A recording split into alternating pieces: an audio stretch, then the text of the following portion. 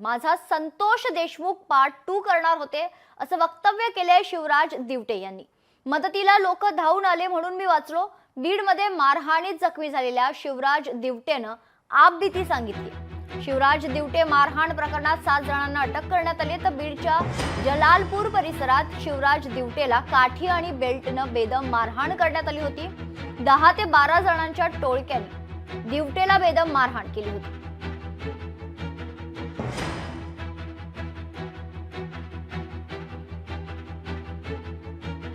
4-5 गाड्या घेऊन डायरेक्ट रस्त्यावर रोखला, अडवलं आणि मारहाण करून गाडी बसवल्या आणि तोंड दाबून वरून नेलं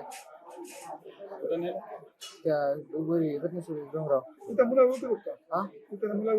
मारहाण केली आता बघितलं ओळखत नेमकी तिथं तुला मारहाण करताना काय बोलत होते का ते काय बोलत होते, ह्याला सोडायचं नाही, आता ह्याला मारून टाकायचं आणि ह्याचा संतोष देशमुख पार्ट 2 करायचा, त्याला सोडायचंच नाही, आता त्याला सोडायचंच नाही, त्याला फाशी द्यावा। ते मारून टाकत होते, माणसानं बघितलं नसतं तर मी जिथंच राहत नव्हतो। उद्या पालकमंत्री अजितदादा झाले काय, देवेंद्रजी झाले काय, धनंजय मुंडे होते काय, यांनी काही फरक पडणार नाही।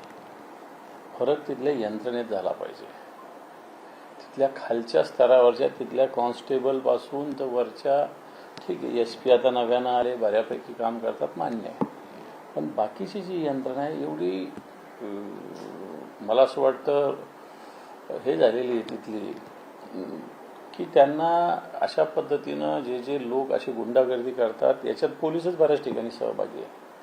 मग सगळ्यात आधी सुरुवात खालच्या पोलीस स्टेशनपासून केली पाहिजे। आता हा व्हिडिओ समोर आला म्हणून तुम्ही बातम्या करता किंवा तुम्ही दाखवता, पण याच्याशिवाय अनेक घटना दररोज बीडमध्ये अशा होतात, बीडमध्ये म्हणजे बीड जिल्ह्यामध्ये होत असतात।